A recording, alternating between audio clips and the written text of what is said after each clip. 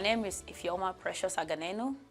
I'm a former resident of Youth for Tomorrow, and I work as a residential counselor here at Youth for Tomorrow. You have a remarkable story, and you are from Africa. Yes. And you made it to Youth for Tomorrow. You're currently a staff member here. What first brought you to Youth for Tomorrow? I came here when I was 14, and I was, it's a tough story.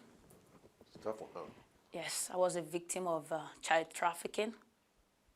So a lot of things happened. I was abused. One of the houses I lived in Baltimore. And luckily, I started going to school, one of the public schools, that's Parkview High School. Week passed by, like about 2 weeks, 3 weeks. So my counselor at school called me and told me, I know you never want to share, but the lady you live with, the Nigerian lady, she's requesting to take you back to Africa. So she told me the only way I can help you, because I never told her any story. I normally refer to those people as my aunties and my uncles. So she told me, the only way I can help you is if you can tell me your story. I can help you if you keep hiding things from me. I know they are not your auntie. Because if they were your auntie, from 1 week you'll be living with me, 2 weeks, this is almost a month. Now she's requesting to take you, forcefully take you by the police, because I don't have a legal guidance to prove to the police that, yeah. So I was in class, I don't know if it's a gym class, they called me, it's a long time. And the Homeland Security, CPS were like interviewing me, and they asked me questions, and that moment they pack up my stuff. They told me, right now I'm kind of in danger, and they need to take me to somewhere safe. They took me in a van, and I didn't know where they were taking me to. So I end up here at Youth for Tomorrow, where I was safe and be cared for and be loved and be given opportunity to go to school and live with other residents here. Unbelievable story. Unbelievable story. You seem to be very happy now. Yes. What was your early impressions of Youth for Tomorrow? Did you immediately know that this was the place for you? The day I came, I think I was in the back of the van. The staffs welcomed me really good, and they spoke to me. Everyone was smiling. It was different from where I lived, when everyone like put on like a mean face. You know, everybody was friendly, especially the staffs. And they asked me, do you want to eat something? And I know I was kind of scared because of due to where I was coming from. I don't know what was going on. Understandable. But as time passed by, like a week, I get comfortable. And a lot of counselors have a great therapy, case manager. And my therapy was Natalia Baker, and my case manager was, I think it was Leah Torres. So they spoke to me about the program, what Youth for Tomorrow is all about. I think it was the best thing I've ever put in my life. When you had spent some time here, when did you think that you might want to stay here? Because you still work here, and I want to talk about soccer in a second, but give us a little bit of the thought process, your transition from student to staff member. I think it was kind of amazing when I was given the opportunity to come work here. Ms. Jean Jones spoke to me about it when I finished some of my program at school. I accepted the job. I know this is what I want to do because I want to give back. Like they said, who much is given, much is expected. Right.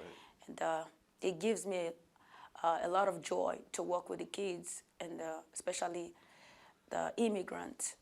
I kind of relate. I see them in my shoes. Like, yeah, I see myself in them mostly. I would say you probably have an advantage in that respect, don't you? Because you do relate, and you've been there. Yes. I know how they feel when some of the kids won't talk. Maybe they don't want to eat breakfast. I will talk to them. And This is a campus that serves a lot of purposes, but one of the main foundations is the godly principles that are taught here. Was that something you needed in your life at the time, or is it something you found here? Could you speak on that? yes, I think I really need that in my life then, and the program kind of actually give you a sense of security.